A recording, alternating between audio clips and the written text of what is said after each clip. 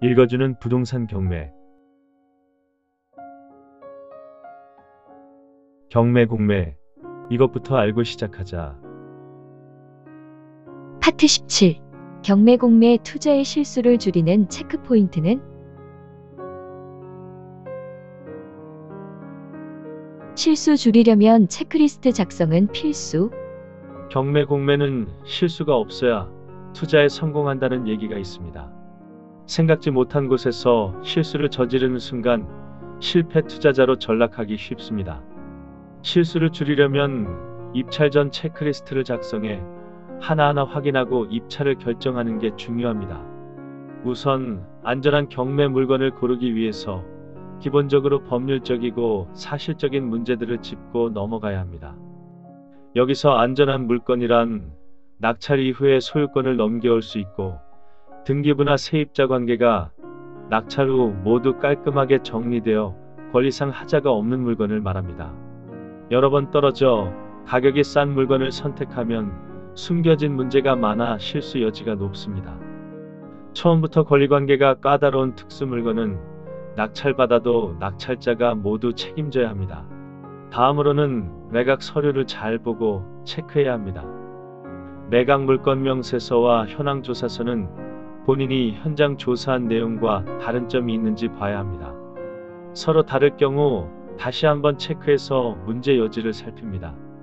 감정평가서는 시세를 정확하게 반영했는지, 대지권 등 지분이 감정서에 포함됐는지를 체크해야 합니다. 대법원 경매 정보에서는 매각 서류와 함께 문건 접수 내용과 문서 송달 내용도 봐야 합니다.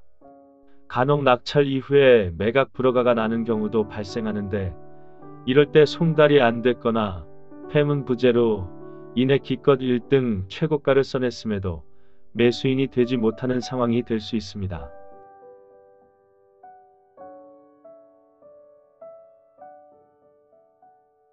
현장 답사한 내용과 매각 서류를 교차 체크해야. 반드시 매각 서류와 다른 내용이 있는지 입찰의 적격성 여부를 현장 안에서 찾아야 합니다.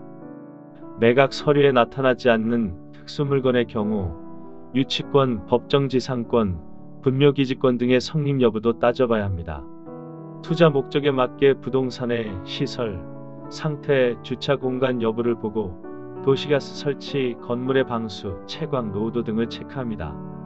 현장을 찾은 김에 가까운 주민센터에 들러 전입세대를 열람하는 게 좋습니다.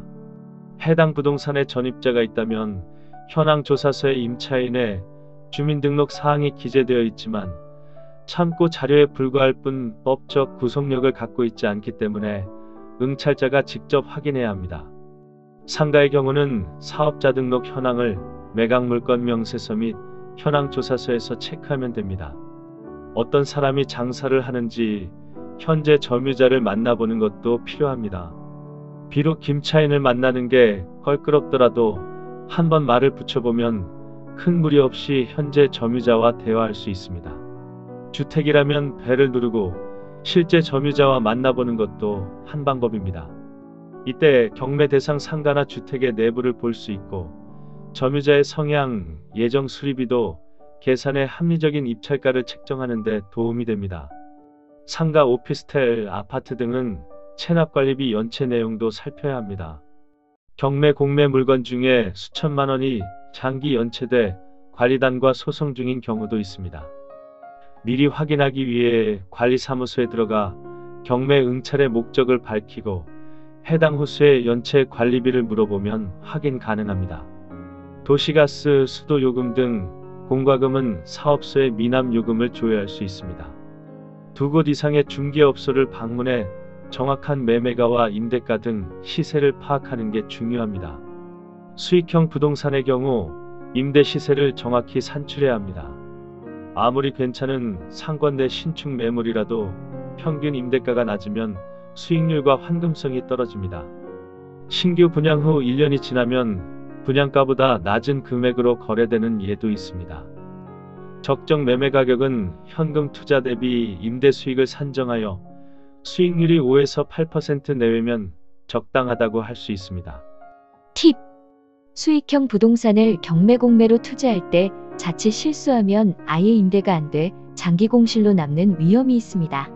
주변 상권 내 공실률을 체크하고 매매가 대비 임대가 수준을 알아내 보수적인 금액으로 입찰해야 합니다. 자칫 고가에 낙찰받으면 임대 수익률은 뚝 떨어지게 됩니다.